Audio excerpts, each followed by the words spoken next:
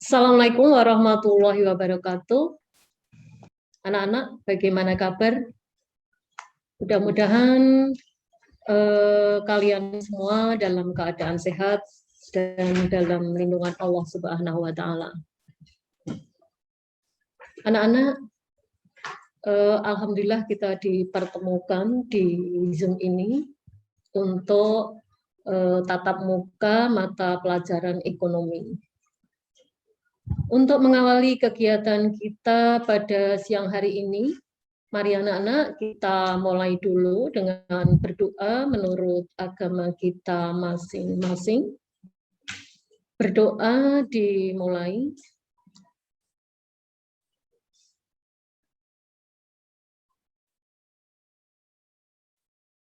Berdoa selesai. Mudah-mudahan dengan doa yang kita panjatkan, kegiatan kita pada siang hari ini bisa berjalan dengan lancar.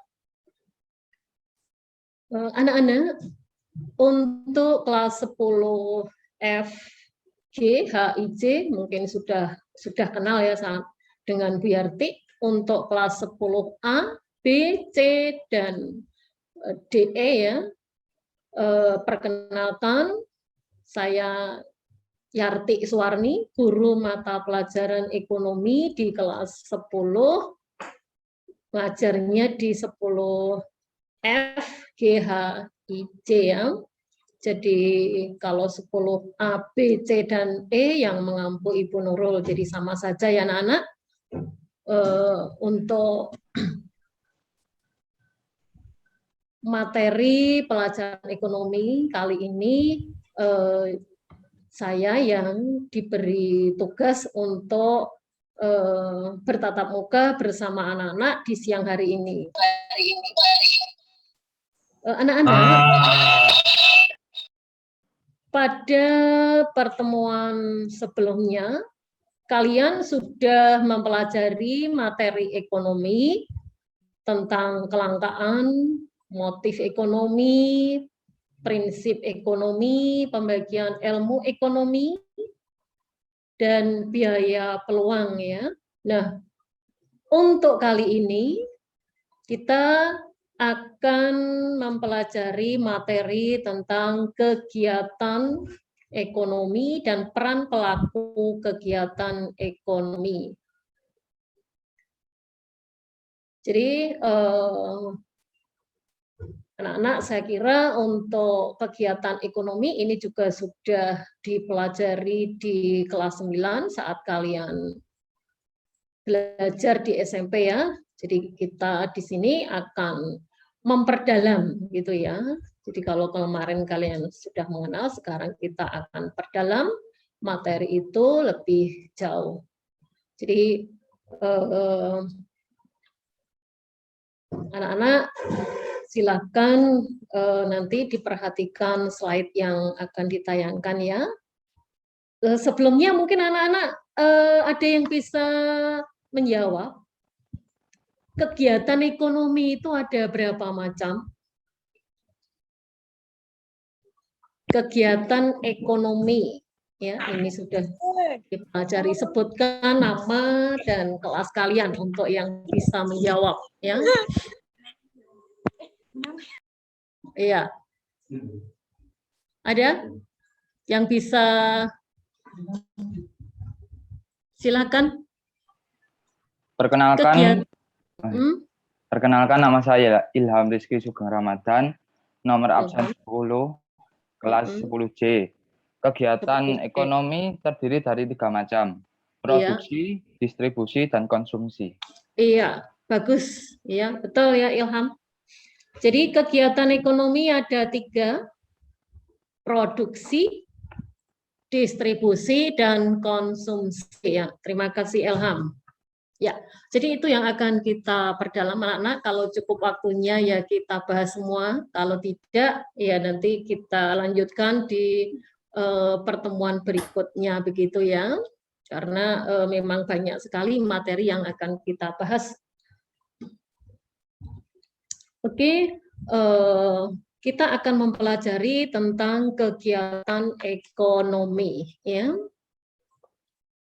Jadi seperti tadi yang disampaikan Ilham, betul, kegiatan ekonomi itu ada 3, produksi, distribusi, dan konsumsi. Oke, sekarang kita lihat produksi itu apa begitu. Barangkali ada yang sudah tahu anak-anak apa produksi itu?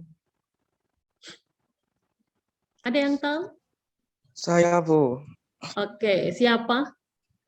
Perkenalkan, nama saya Anas Fadila Yusuf, nomor absen 2 dari kelas 10H. Oke, ya apa Anas? Kegiatan produksi itu kegiatan menghasilkan barang atau jasa untuk memenuhi kebutuhan, Bu. Iya, bagus. Ya.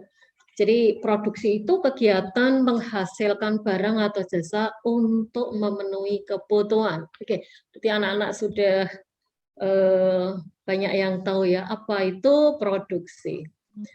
Oke, mari kita lihat lebih jauh apa yang akan kita pelajari hari ini.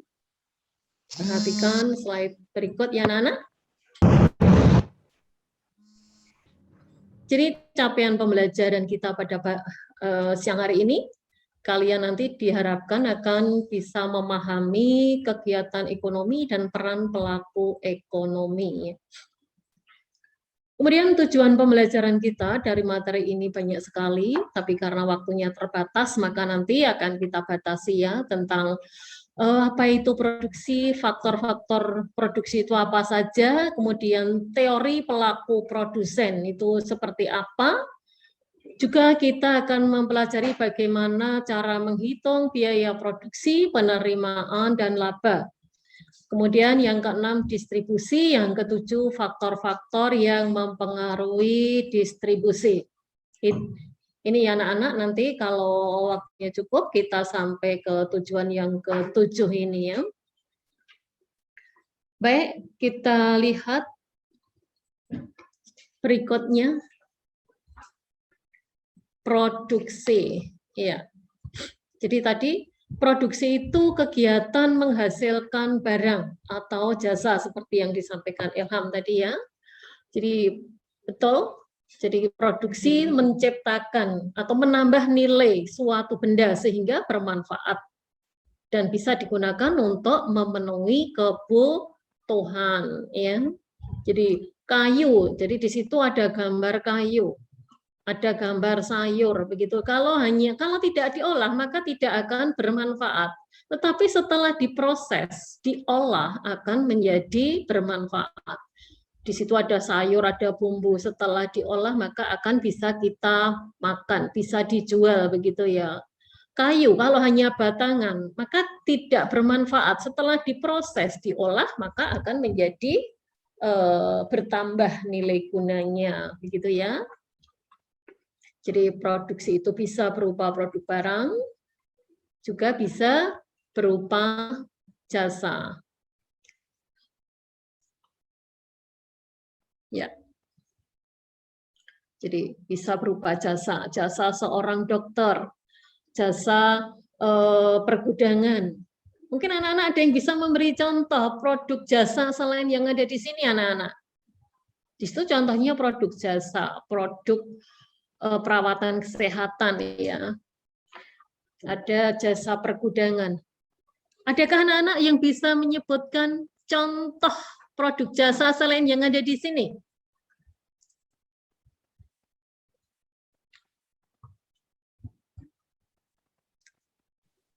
Saya, Bu. Oke. Siapa? Sebutkan nama, kelas, nomor absen. Perkenalkan, saya Anas Fadila Yusuf dari kelas 10H, Bu. Oke, Anas ya.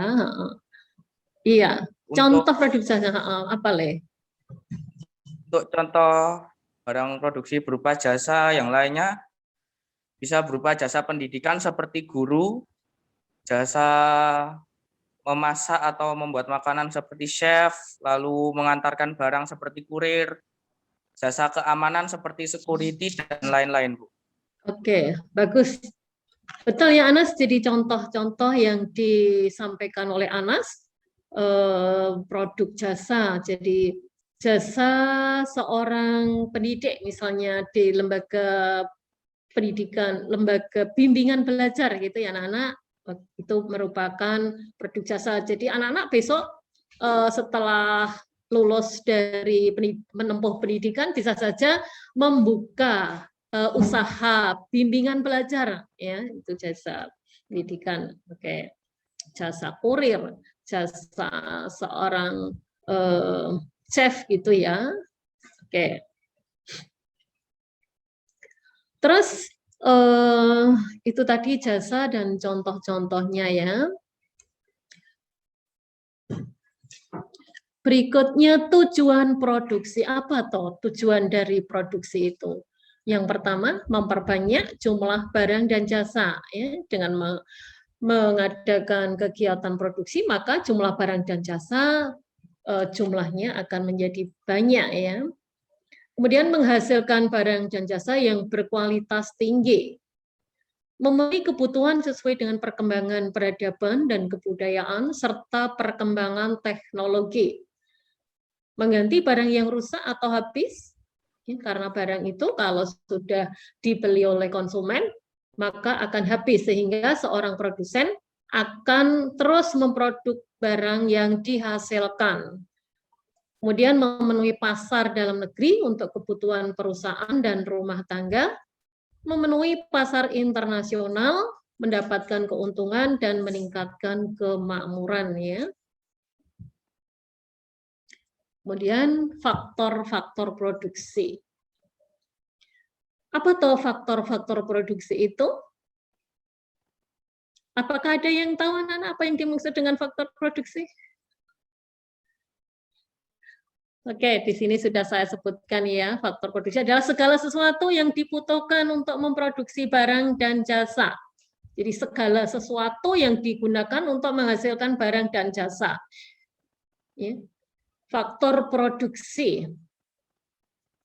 Ada yang tahu ada berapa macam faktor produksi yang digunakan untuk menghasilkan barang dan jasa, anak-anak?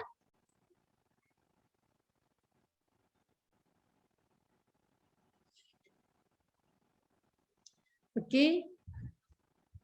Oke, kita lihat. Yang pertama di sini ada faktor produksi alam. Segala sesuatu yang disediakan oleh alam, ya. Segala sesuatu yang disediakan oleh Allah ya anak-anak. Atau produksi alam. Ya, segala sesuatu kekayaan alam bisa digunakan untuk menghasilkan barang dan jasa. Di sini contohnya barang tambang. Ada yang bisa menyebutkan selain barang tambang apa? Faktor produksi itu?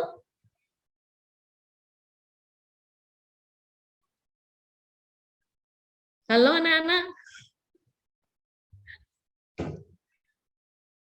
Adakah yang bisa menyebutkan contoh faktor produksi alam selain yang Bu Yarti contohkan di sini, barang tambang. Selain barang tambang apa?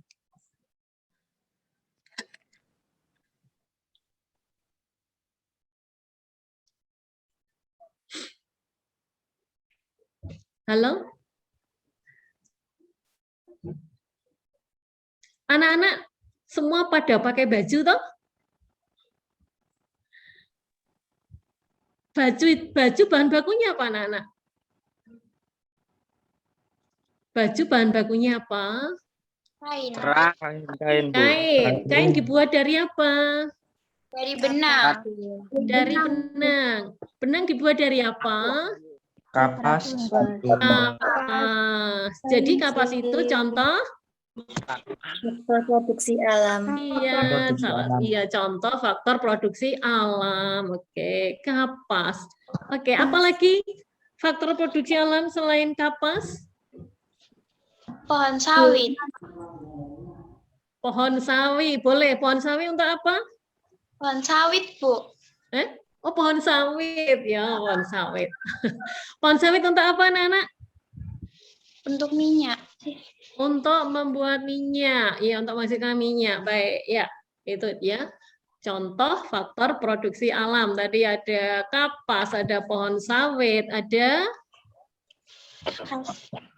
Kayu ada apa pinus. lagi? Pohon pinus. Pohon pinus. Ya, ada ya Pembuatan pohon kertas. segala macam tanaman itu kan faktor produksi alam, ya. Sinar matahari itu termasuk faktor produksi alam ya anak-anak. Karena ada barang itu prosesnya perlu atau membutuhkan sinar matahari, harus dipanaskan dulu biar kering. Misalnya gitu ya, produksi kerupuk. Sebelum digoreng kan dikeringkan dulu ya. Oke, jadi sinar matahari itu termasuk faktor produksi alam. Oke, kita lanjut faktor produksi berikutnya. Faktor produksi berikutnya yaitu faktor tenaga kerja, ya, faktor tenaga kerja. Faktor produksi insani yang secara langsung maupun tidak langsung menjalankan kegiatan produksi. Di mana tenaga kerja itu dibedakan menjadi 3. Yang pertama, tenaga kerja terdidik, yaitu tenaga kerja yang membutuhkan pendidikan tertentu sehingga memiliki keahlian di bidangnya. Contohnya dokter. Untuk menjadi seorang dokter maka harus menempuh pendidikan di perguruan tinggi di jurusan kedokteran, ya. Untuk menjadi seorang guru harus menempuh pendidikan di perguruan tinggi dengan jurusan pendidikan ekonomi kalau mau jadi guru ekonomi. Kalau mau jadi guru matematika ya harus kuliah dulu di kependidikan jurusan matematika, begitu ya. Itu terdidik. Jadi harus menempuh pendidikan tertentu. Kemudian tenaga kerja berikutnya yaitu tenaga kerja terampil. Tenaga kerja terampil itu memerlukan latihan. Ya, membutuhkan latihan sehingga terampil di bidangnya. Contohnya sopir, ya, untuk jadi sopir itu harus latihan dulu. Tanpa latihan dulu tidak bisa ya nih nyopir ya. Jadi jadi sopir, jadi penjahit itu harus kursus dulu, harus latihan dulu biar punya keterampilan. Kemudian tenaga kerja yang ketiga, tenaga kerja tidak terdidik dan tidak terlatih. Nah, ini yang paling mudah ya. Tenaga kerja tidak terdidik dan tidak terlatih. Nggak usah sekolah dulu, nggak apa-apa. Nggak usah latihan dulu. Tenaga kerja kasar biasanya di sini contohnya tukang bersih-bersih, tenaga kebersihan itu ya anak-anak. Kemudian buruh bangunan, buruh gendong. Ya, mudah-mudahan anak-anakku semua besok menjadi tenaga kerja yang terdidik ya. Tidak ada yang menjadi tenaga kerja yang tidak terdidik dan tidak terlatih. Gitu ya anak-anak. Oke, dari faktor produksi alam dan tenaga kerja ini disebut dengan faktor produksi asli ya anak-anak. Faktor produksi asli. Oke, terus faktor produksi yang ketiga, yaitu faktor produksi modal. Faktor produksi modal itu segala hal yang digunakan untuk proses produksi, bisa berupa uang atau alat-alat produksi. Jadi untuk menghasilkan barang atau jasa itu kan dibutuhkan uang, dibutuhkan alat untuk produk, untuk melakukan kegiatan usaha. Jadi untuk menghasilkan baju, ya misalnya perusahaan konveksi, tadi butuh kain, ya bahan bakunya kain, butuh tenaga kerja penjahitnya, butuh uang untuk bayar tenaga kerja, butuh mesin jahit, ya, untuk proses produknya ya. Jadi butuh faktor produksi alam karena untuk menjahit juga dibutuhkan tempat ya. Tempat itu kan berarti di sana butuh faktor produksi alamnya berupa tanah di mana di atas tanah itu didirikan sebuah bangunan, begitu ya anak-anak. Kemudian masih ada lagi faktor produksi yang keempat, yaitu faktor produksi kewirausahaan. Itu keahlian atau keterampilan pelaku usaha. Jadi kewirausahaan itu pelaku usahanya, pengusahanya. Jadi misalnya anak-anak besok pengen jadi pengusaha konveksi, maka anak-anak harus punya keahlian dalam memanage usaha, ya, punya keterampilan memanage faktor produksi alam, faktor produksi tenaga kerja, dan faktor produksi modal. Kemudian faktor produksi tadi kan ada 4, faktor produksi alam dan tenaga kerja itu disebut dengan faktor produksi asli, kemudian faktor produksi modal dan kewirausahaan itu disebut dengan faktor produksi turunan. Begitu ya anak-anak? Kita lanjutkan. Yang berikutnya tentang teori perilaku produsen. Teori perilaku produsen. Yang pertama, pembagian produksi. Jadi, bidang produksi itu ada 5. Yang pertama, bidang ekstraktif. Ya, ekstraktif. Adakah yang tahu bidang ekstraktif itu apa toh? Di situ sudah ada contohnya, pertambangan, perikanan laut, berburu, menebang hutan. Ada yang bisa tahu? Ini sepertinya juga sudah dipelajari di SMP ya anak-anak. Karena Bu Yarti dulu pernah ngajar di SMP juga. Ada yang ingat?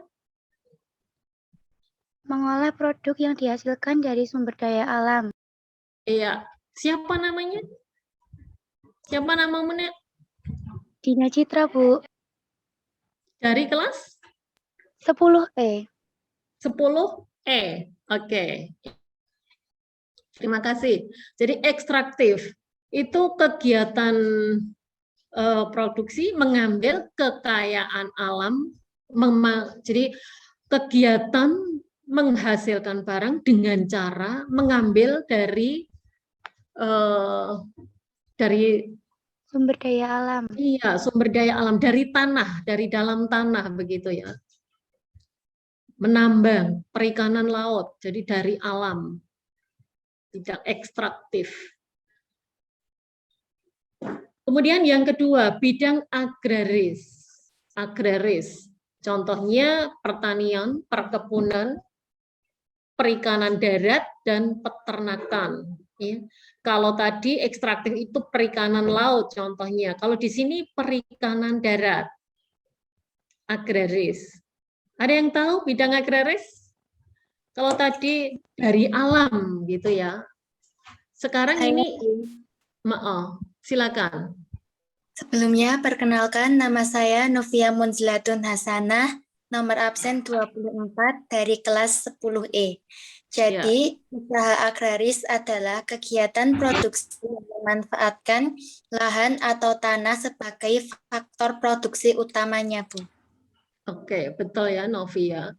Munzilatun Hasanah dari 10M. Ya, betul ya. Jadi bidang agraris itu kegiatan produksi dengan memberdayakan tanah untuk kegiatan produksi ya, pertanian. Berarti memanfaatkan lahan pertanian, perkebunan, perikanan darat. Jadi memberdayakan tanah yang ada di daratan itu ya sebagai sumber ini tempat melakukan kegiatan usahanya ya. Jadi perikanan darat. Kalau tadi ekstraktif itu perikanan laut, berarti itu kan langsung di laut. Tapi kalau perikanan darat membuat kolam di sawah misalnya untuk memelihara lele itu termasuk bidang agraris, atau sawahnya dijadikan kolam untuk ternak nila, begitu ya. Atau di situ peternakan, ya ternak segala macam hewan itu termasuk bidang agraris. Jadi bidang agraris tidak hanya terbatas pada pertanian dan perkebunan saja, tetapi juga bisa perikanan darat dan peternakan. Terus yang ketiga bidang industri. Contohnya ada perakitan, pertekstilan, ukir-ukiran, dan kerajinan. Jadi industri berarti kegiatan mengolah bahan baku atau setengah jadi menjadi barang jadi ya. Jadi pertekstilan mengolah bisa dari kapas menjadi benang, bisa juga dari benang menjadi kain begitu ya. Bisa juga dari kain menjadi pakaian jadi. Ya, industri pakaian jadi. Industri ukir-ukiran. Kalau ukir-ukiran berarti kan dari kayu melalui proses ukir-ukiran tadi menjadi produk ukir-ukiran ya. Termasuk industri kerupuk itu saja juga, perusahaan kerupuk itu termasuk industri, pokoknya semua kegiatan yang mengolah bahan baku ya anak-anak, berarti masih mentah atau setengah jadi itu contohnya tadi kain atau benang itu ya, setengah jadi sudah diproses tetapi belum siap pakai, itu setengah jadi. Itu semua termasuk kegiatan industri. Kemudian yang keempat, bidang perdagangan. Contoh produksi bidang perdagangan ada perdagangan regional, perdagangan nasional, internasional. Lokal juga bisa ya anak-anak. Jadi kalau regional itu berarti antar daerah, kalau nasional berarti antar provinsi. Internasional berarti perdagangan antar negara. Jadi kalau bidang perdagangan, kegiatan usaha yang meliputi menjual, membeli untuk dijual kembali, itu berarti usahanya berdagang tanpa melalui proses produksi. Kalau rumah makan, menurut anak-anak itu termasuk bidang industri atau perdagangan anak-anak? Rumah makan.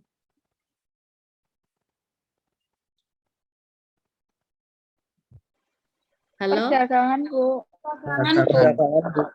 Perdagangan. Iya. Iya.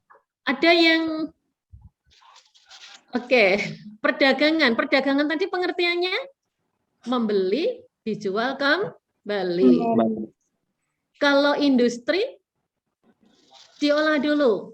Memenuhi mengolah bahan jadi menjadi barang jadi. Coba salah satu anak, ada yang berani berpendapat sendiri. Alasannya apa gitu?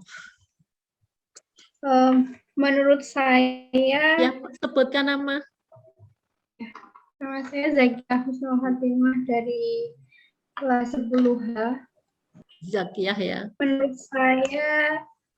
saya bidang industri karena di restoran itu memproduksi makanan lalu dijual kembali. Oke, terima kasih Zakiah. Jadi betul ya pendapat Zakiah. Rumah makan itu termasuk kegiatan industri ya, termasuk bidang industri karena di sana ada kegiatan mengolah ya, dari beras diolah menjadi nasi. Ya. Kemudian dari tepung diolah menjadi masakan ya bakwan gitu aja ya, rumah makannya jual bakwan. Nah, berarti kan dari tepung diolah menjadi bakwan, sudah berubah bentuknya. Ya. Jadi rumah makan itu termasuk kegiatan produksi bidang industri, begitu ya anak-anak. Oke, terima kasih ya Kia. Baik, terus bidang jasa. Bidang produksi yang kelima yaitu jasa, yaitu contoh produksi di bidang jasa antara lain perbankan, asuransi, angkutan, dan hukum. Masih jam sampai jam 12. Oke. Ya. Oke, kita lanjutkan anak-anak.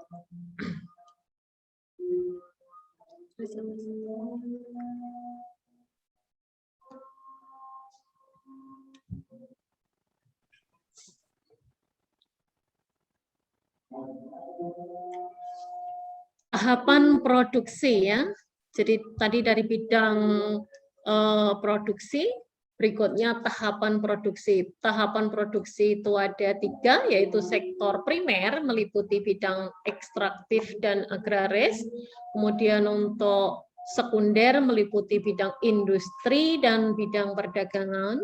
Kemudian untuk bidang jasa atau pelayanan itu merupakan sektor produksi tersier ya.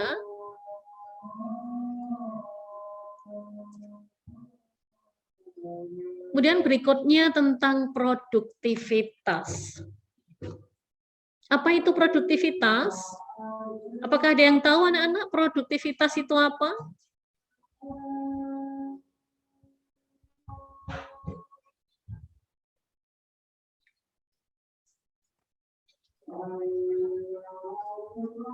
Untuk menghasilkan sesuatu, Bu. Ya. Siapa ya? Moriska dari 10G. Morris. Oh. 10G. Ya, absen 20, Bu. Oke, Moriska ya. Baik, terima kasih Moriska. Moriska. Boleh nambahin. Boleh, silakan. Kalau menurut saya produktivitas adalah cara untuk mengukur efisiensi. Siapa ya? Siapa sebutkan nama? Mahendra Andika, nomor 21 kelas C. Oke, ya, Mahendra. Oke, terima kasih Moriska dan Mahendra. Sudah ini ya, berani untuk menyampaikan apa itu produktivitas, begitu ya? Baik.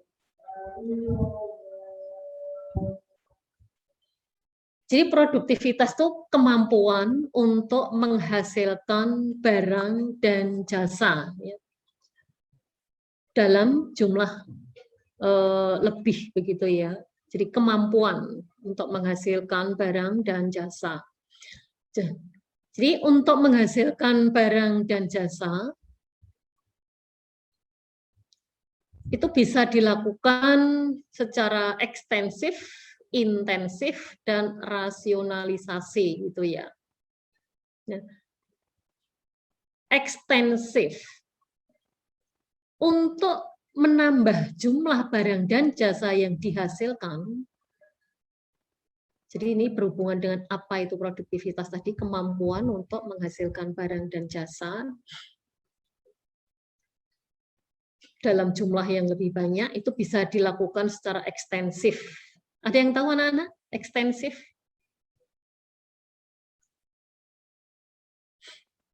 Saya, Bu. Silakan. Sebelumnya perkenalkan, nama saya Novia Monzilatun Hasanah, nomor absen 24 dari kelas 10E. Ya. Jadi, produktivitas secara ekstensif yaitu upaya yang dilakukan untuk meningkatkan jumlah produksi dengan cara menambah jumlah faktor produksi yang digunakan.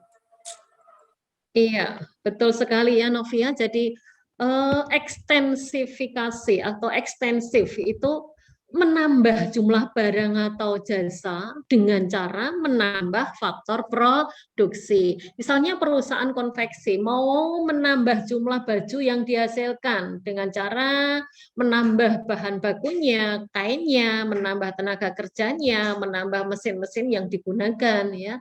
Itu ekstensif. Kalau mau menghasilkan produksi gabahnya atau padinya, maka ya menambah jumlah lahan yang digunakan untuk ditanami padi, menambah jumlah tenaga kerjanya, begitu ya. Terus yang kedua, secara intensif. Dengan sebuah cerita yang semoga ada maknanya. Intensif berarti menambah jumlah barang dan jasa tanpa menambah jumlah faktor produksi. Jadi mengintensifkan yang sudah ada. Jadi tenaga kerjanya nggak usah ditambah. Gimana caranya? Ya, kualitas tenaga kerjanya yang perlu ditingkatkan, ya, tenaga kerjanya dikursuskan biar lebih pintar. Kalau lebih pintar maka dia akan produktif, bisa menghasilkan lebih banyak dan kualitasnya bagus, begitu ya. Untuk menambah hasil panenannya, lahannya tidak usah ditambah, tetapi diberi penyuluhan, misalnya petaninya, begitu ya, agar petaninya lebih pintar, bagaimana agar tanahnya menjadi subur, begitu. Kemudian yang ketiga, rasionalisasi, ya, menggunakan rasio. Caranya dengan mekanisasi. Mekanisasi itu dengan menggunakan yang tadinya menggunakan tenaga kerja manusia, maka ada yang diganti dengan menggunakan mesin, karena kalau menggunakan mesin itu akan kemampuan produksinya lebih banyak. Jadi misalnya dulu perusahaan rokok itu ngelinting rokoknya manual menggunakan tenaga kerja manusia, anak-anak, jadi produknya terbatas, ya, kemampuan menghasilkannya terbatas. Tetapi dengan menggunakan mesin pelinting rokok, maka nanti produk rokoknya itu akan menjadi lebih banyak, ya, mekanisasi. Kemudian standarisasi. Jadi barang dan jasa yang dihasilkan itu distandarkan. Ada produk yang dibuat dengan ukuran tertentu, disesuaikan dengan konsumennya. Perusahaan konveksi misalnya, baju itu atau produknya ada yang ukurannya XL, ada yang L, ada yang M, ada yang S, begitu ya. Jadi standarisasi, dibuat standar tertentu. Kemudian yang ketiga ada pembagian kerja. Jadi agar barang dan jasa yang dihasilkan itu jumlahnya lebih banyak dan kualitasnya lebih bagus, maka diadakan spesialisasi. Ya. Ada di misalnya perusahaan konveksi, ada yang khusus pekerjaannya motong, ada yang khusus kerjanya hanya jahit yang sudah dipotong, ada yang khusus masang kancing, ada yang khusus ngesum itu ya anak-anak, misalnya gitu, sehingga kerjanya bisa cepat karena dia sudah dispesialisasikan, begitu. Kemudian the right man on the right place, menempatkan pekerja sesuai dengan keterampilan yang dimiliki. Untuk tenaga kerja yang terampilnya di bidang pembukuan, ya diletakkan di bagian pembukuan. Tenaga kerja yang terampilnya di bidang komputer misalnya, ya dia kerjanya berhubungan dengan IT, begitu. Yang tidak punya keterampilan apa-apa, ya misalnya dia diletakkan di bagian cleaning service, begitu ya. Itu yang berhubungan dengan produktivitas. Kemudian yang berikutnya,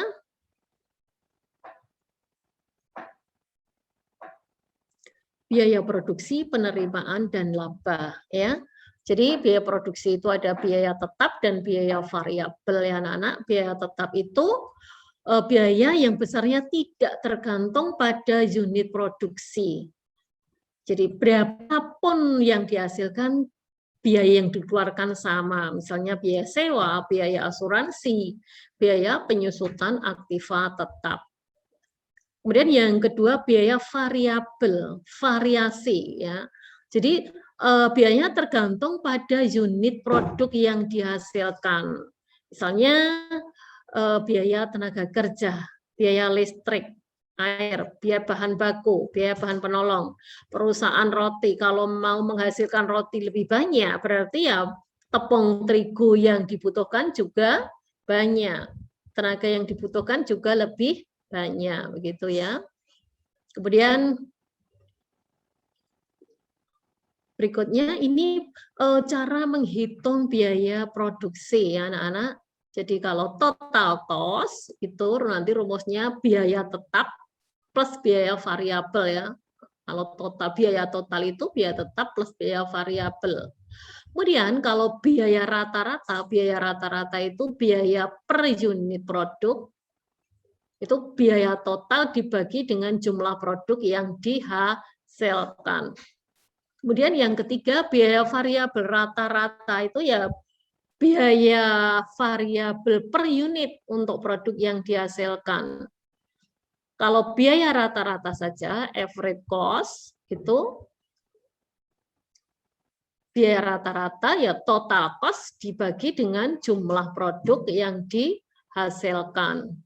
Kemudian kalau biaya marginal, biaya tambahan, ya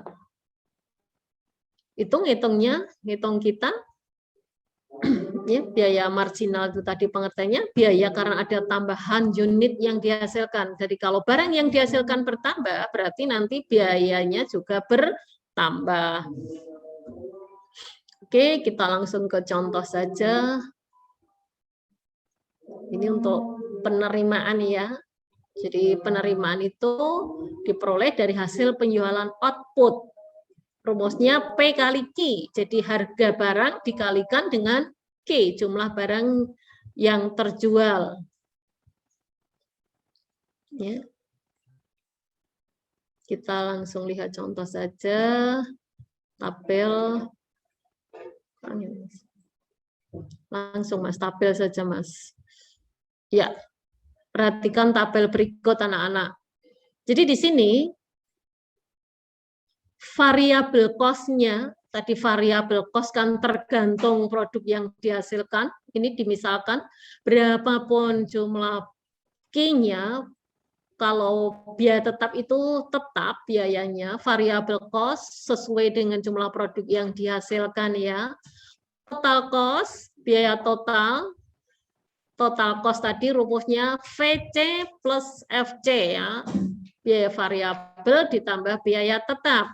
Jadi 10 ditambah 20, 30. 20 tambah 20, 40. Ini ya rumusnya TC itu VC plus FC. Kemudian AC itu TC dibagi dengan Q. Total cost dibagi dengan Q. Ya, ini rata-ratanya. Jadi semakin banyak yang dihasilkan, biaya produksi semakin murah. Marginal cost-nya delta TR dibagi dengan delta Q ya. Delta TR per delta Q. Kalau MC berarti delta TC per delta Q.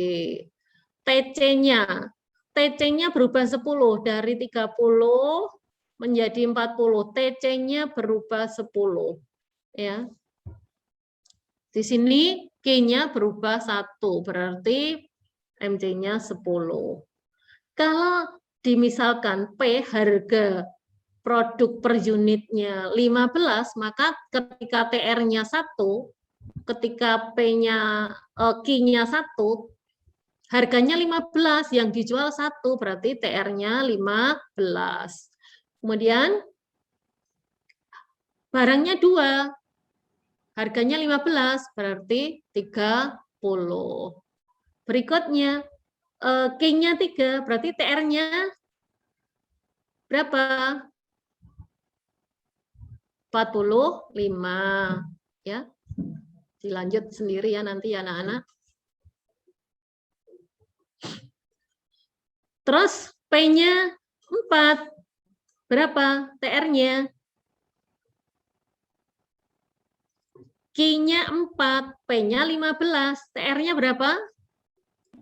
TR itu 60. TR itu P kali Q. Berapa TR? 60. 60, iya.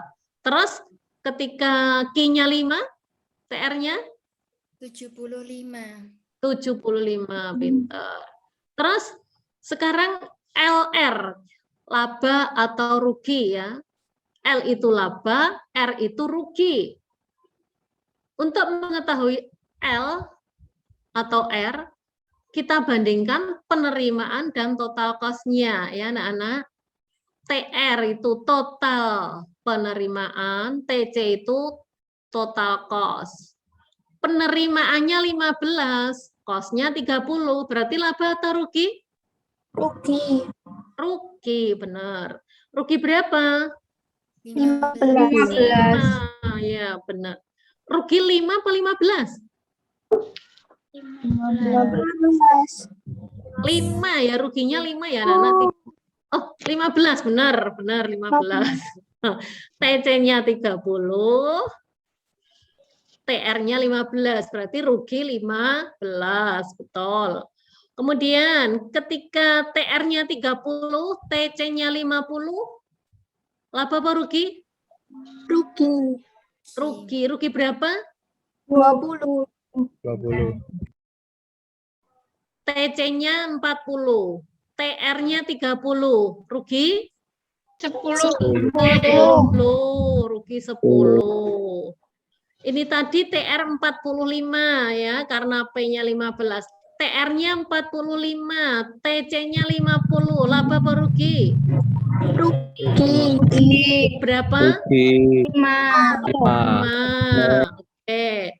Terus ini tadi TR-nya 60, TC-nya 60, laba apa rugi? Tidak rugi. Ya, tidak rugi, tidak laba. Kalau tidak rugi juga tidak laba namanya impas ya, diingat ya, impas. Pas. Pas itu berarti tidak laba, tidak rugi. Break even point ya, pulang pokok. Terus TC-nya 70, TR-nya 75, laba apa rugi? Laba. Berapa labanya? 5. 5. Labanya 5. Oke, labanya 5. Ya, itu ya anak-anak. Jadi kapan laba, kapan rugi, anak-anak tahu ya. Oke anak-anak, waktunya sudah habis. Kita cukupkan sampai di sini. Jadi tadi kita sudah mempelajari tentang pengertian produksi, kemudian tujuan produksi, faktor-faktor produksi, kemudian bagaimana menghitung biaya produksi dan penerimaan, serta kapan impas atau tidak laba, tidak rugi. Ya, mudah-mudahan pertemuan kita pada hari ini ada manfaatnya ya anak-anak. Nanti kalau ada pertanyaan kita lanjutkan lewat ini ya anak-anak. Bisa nanti lewat WA group atau bisa yang lainnya begitu ya. Karena waktunya sudah habis, saya cukupkan dulu.